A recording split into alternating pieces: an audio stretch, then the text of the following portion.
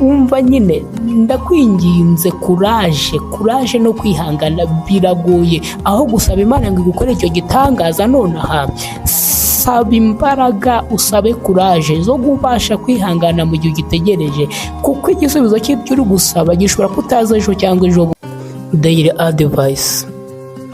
Uyu munsi rero nje kukubwira wowe uri mu bibazo, wowe ubona Imana yaragutindiye, wowe gutegereza byakunaniye, iki kintu ngiye kukubwira nibyo biragoye, biraruhije gutegereza, kongera kwihangana biragoye, ariko ndagira ngo kwinginga kuba wisanze ngaha, ndabizi neza ko uri kunyumva nuko ukiri muzima, ukiriho ugihumeka, kandi kuba wisanze ngaha ntabwo ari ukubera impanuka cyangwa se ngo bikugwiririye, ahubwo hari icyo Imana yashatse kukubwira muri iri joro, hari icyo Imana yashatse kukubwira muri iyi nkuru y'uyu munsi, hari icyo Imana yaguteguriye. Niyo mpamvu mwinginze ngo tera agatebe, ni iminota mike cyane, ntabwo ugera mu minota 10 ngiye gufata y'umwanya wawe, kugira ngo nibura nongere ngukomeze, nongere nguhumurize, nongere nkubwire ngo igihe cyo gukora cy'Imana ku byo yakubwiye, ku byo wavuganye nayo, iracyari kubitunganya neza.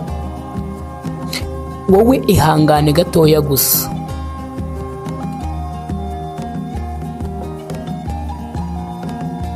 Ese ujya wumva unaniwe cyangwa se ugowe no kumva ibitangaza abandi Imana yabakoreye, ukumva birakubabaje, urumva wavuga ko bitamubaho rwose, ubu ngubu yaba yiraririye, ndavuga kumva abandi Imana bakora ibitangaza, ibasubiza amasengesho, ariko nyamara ku ruhande rwawe ukabona yuko byanze, si uko nishimiye yuko iriya nshuti yawe ibonye visa, inshuti yawe yambitswe impeta, si uko nabyishimiye, si uko nabishimiye, nabo ubwabo ni byiza rwose, naranabasengeye ndetse nishimiye ko babigeraho, ariko nanjye nanone simbura kubaza Imana ngo ese ngewe ni ryari? Ndimo kugerageza kwihangana, ariko numva gutegereza bitangiye kundusha imbaraga. I'm tired of trusting, I'm tired of waiting, where is my turn? Kuko God, ndarambiwe, bizaba ryari? Ngewe ndarushye kwizera, ngewe igihe cyanjye ni ryari Mana? Kuko igihe kinini gishira ngitegereje, niko kwizera bigenda binkomerera. Mana nkora iki? Mana ndakubona ukora, ndakumva bakuvuga kugira neza abandi, nkumva wabakijije kanseri, nkumva wabakijije sida, nagiye numva abo wakuye mu biyobyabwenge, abo wongeye kubakira urugo rwa rusenyutse, and I'm here being like waiting. Niko niki gituma ibyo bintu byose, niki kidasanzwe kuri bo? Kuki bo basubizwa buri munsi? Kuki bo byemera mu gihe ngewe byanze? Niki bafite ngewe ntafite? Niki bakora ngewe ntakora? Kuki ngewe nyirahanga ngitegereje? Erega nanjye suko na kimwe urakora mu buzima bwanjye Mana, no mvuze gutyo naba nibagiwe vuba, wagiye ungirira neza kenshi, ndabizirikana, ariko nibi nabyo ndabishaka. Ese ni ryari Mana? God mfasha, ndashaka kukumva, nagereje igihe cyanjye nanjye.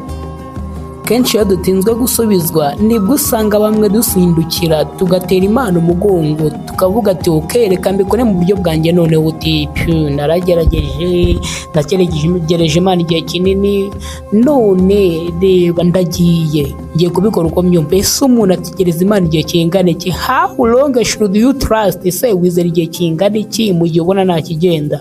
Komeza bihangane inshuti yanjye, Jesus is worth the wait. Tegereza Imana. Erega ikibazo nuko dushaka kwirukansa Imana, turashaka ngo Imana ibikore nonaha, ibiduhe nonaha, kandi nyamara nta kintu kibi mu buzima nk'ikintu cyiza ariko kikaza mu gihe kibi, kikaza mu gihe kidakwiriye.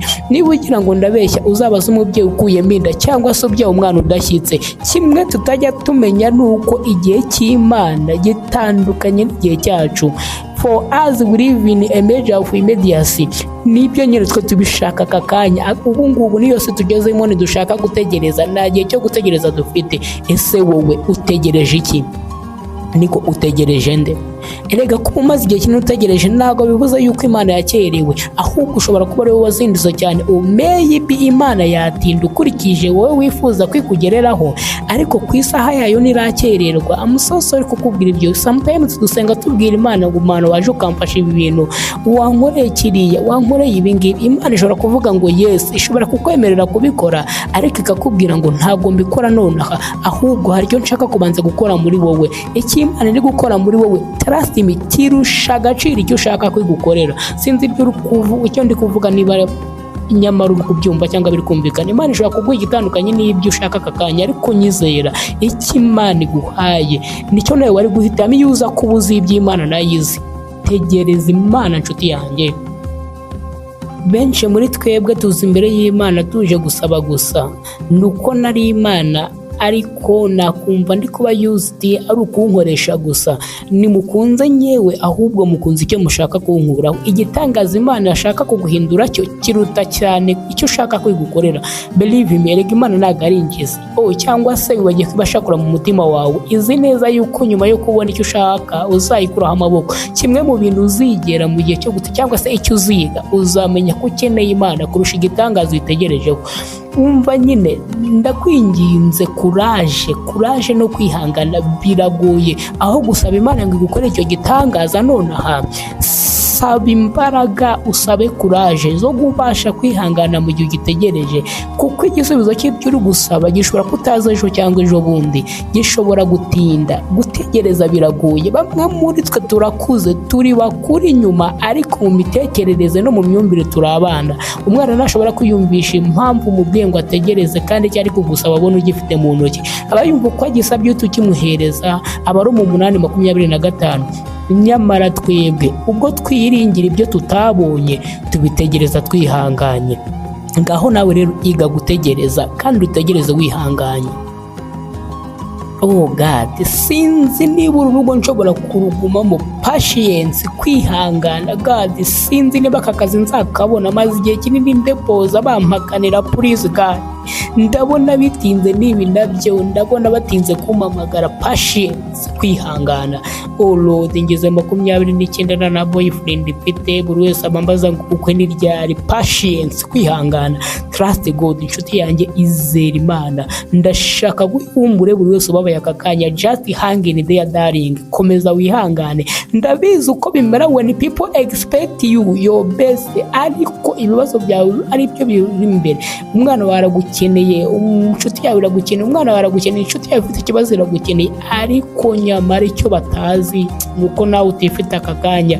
Let me tell you the truth, hari igihe kigera mu rugendo rw'ubuzima aho ibibazo bikubana byinshi nyamara udafite igisubizo na kimwe. Hahandi ubaza Imana uti, Imana uri hehe ko ntakubona, ko ntakumva. Hari umuntu ukubwira uti, kandi narabikubwiye, turi segonde narabikubwiye ko ibyo bintu ushaka kwishoramo ngo byo gutangira insengero bidashoboka n'ibiki, wanga kunyumva. Narabikubwiye, none dore imyaka ibaye 5, imyaka 5 yose uyipfushije ubusa ngo utangira urusengero, none na n'ubu habe n'abayoboke 10 uragira. What are you doing? Ibyo ni ibiki urimo? wavuye muri ubwo bugoryi ukaza tugakorera amafaranga.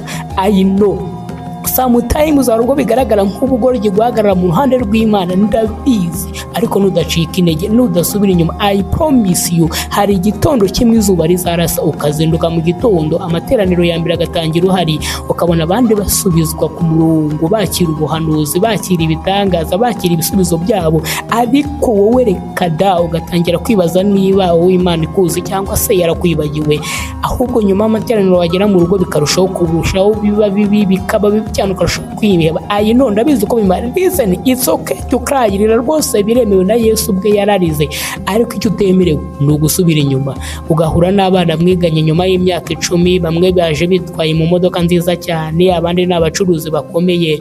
Umwe muri bati, ese wowe ukora iki? Nawe uti, ndi sekreteri mu rusengero, ariko nyine ni umurimo w'Imana gusa, ntabwo ari akazi ka mpemba. Akakureba guhereye ku kirenge akazamura akageza ku musatsi, akakugirira impuhwe. Akira nimero ya ofisi yanjye uri mu Rwanda, uzabahamagare, naho ubundi njye mba Dubai, ndaza kuvugana nabo turebe ko hari icyo twabafasha. I mean hari abantu biyemera koko ku buryo mutandukana, depression igahita igufata bitewe n'uburyo asize akweretse ko we ntacyo uri cyo, ko we ntacyo wimariye.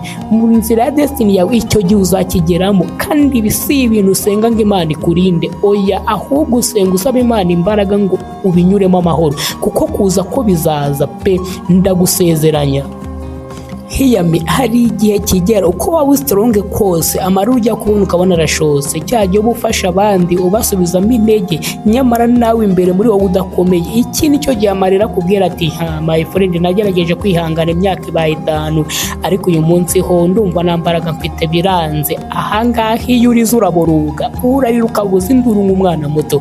Umusore yaraje ariko ubonye atari tayari neza, relationship ye n'Imana itari serious, adasenga, adakijijwe nk'uko bikwiriye, uramureka. Yes, I know byarashobokaga ko wari mu mwemerere rwose ukemera mukabana ukishora muri iyo mariage n'umuntu utizeye neza, ariko nawe ukava mu nzira. Ibyo bintu warabyanze uravuga ati ndashaka umusore ukijijwe by'ukuri, uzi Imana, usenga, none imyaka ibaye 10 ugitegereje. Inshuti na famiye yawe iti uri ikigoryi gusa, ubu se n'ububyaye 2 runaka mweganye natwita 3. Ayino ndabizi uko bimera ariko nyizera. Ese ukora iki kubyo abantu bari gukora ari ukuri cyangwa se by'abantu ari kukuvugaho ari ukuri? Ese niko ukora iki?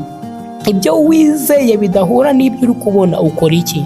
Dore icyo ukora ahangaha ni Satani shikama, Satani shikama, Satani shikama. Yes, shikama. Nurangiza utegereze Imana yawe, numara kuyitegereza uvuge ngo Mana narakwiringiye, we ubibemo by'ukuri, we kwibeshya cyangwa se ngo usubire inyuma, wirinde gukora ibya, ubundi utegereze Imana yawe, isaha yayo nigera izagutabara. Ndagushimye rero tugeze kuri musozo. Niba wumvishe iyi nkuru y'uyu munsi, iyi nama y'uyu munsi, iri jambo twavuzeho bigufashije, ndakwinginze nugenda udakanze subscribe, nugenda utanditse muri comment uvuga ngo ndafashijwe uyu munsi, mbonye igisubizo nashakaga. Ndakwinginze rero kora share iyi nkuru igere ku bantu benshi, tugira abantu duhumuriza, numfashe umurimo mu by'ukuri. Ndakwinginze kugira ngo umugisha Imana iri bumpe nawe biraza kuguha, kubera yuko nawe urabasharinze, wahaye abantu ubutumwa bwayo. Urakoze cyane, ndagukunda. Iyi ni Daily Advice by Claude TV. Ciao ciao.